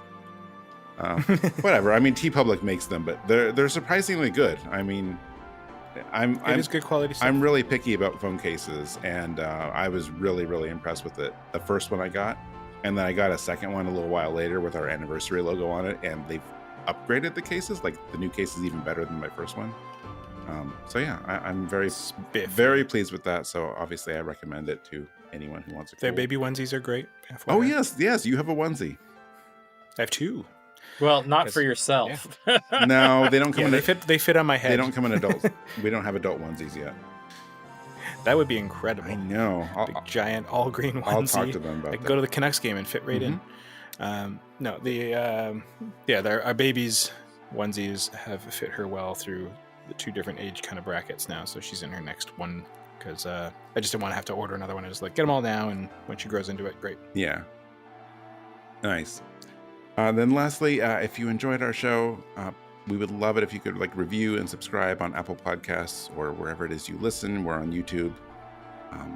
That the reviews and ratings help us a lot. Just helps us expand our audience. So I would love that. So More music in more ears. I told our panel a couple weeks ago about something I was considering, and I almost did it as a bonus track because we always do a bonus track. And there's a really fun Christmas arrangement of a Saga Frontier 2 song, but I'm not going to bring that. Instead, I thought it would be really cool to go back to Hamauzu's first credited album, which is Front Mission Gun Hazard. Yes! yeah. Only did a few songs on there. Like he's not even, he was so new at the time. Like the cover of the album literally says Gun Hazard and has Uematsu and Mitsuda because they did most of it. Yeah, it doesn't say his name. No, Yeah, but he did like I think 4. two or three songs, right? 3 or 4 songs, yeah. Okay. So we are going to close out today with a song from Front Mission Gun Hazard, and this is Approach to a Shrine. It's a lot of fun. I knew that he worked on this, but I hadn't actually listened to it until preparing for this episode, and I like this track a lot, and I just thought it was a fitting way of closing out the episode. Well, as of this recording, didn't that version just drop on PC? No, that you're thinking of Front Mission 2. Gun Hazard is like this action RPG. Yeah, kind of it was like the side scroller. It was a side scroller. Plays like a treasure game. A side scroller spin-off, and I didn't realize that the spin-off came out right after the first game. It wasn't even an established series yet. There was Front Mission, and then a spin-off. I always thought that was 2. Nope, and then a spin-off, and then Front Mission 2. So I always thought that was 2, and they just did this weird like genre departure, and I was like, strange. And then interesting. Okay, yeah. I never knew it was like a spin-off. Mm-hmm. So yeah, that's what we're closing out with. So thank you all for being here. Thanks everyone for listening. And we're going to close out with Approach to a Shrine from Front Mission Gun Hazard. Thanks everyone.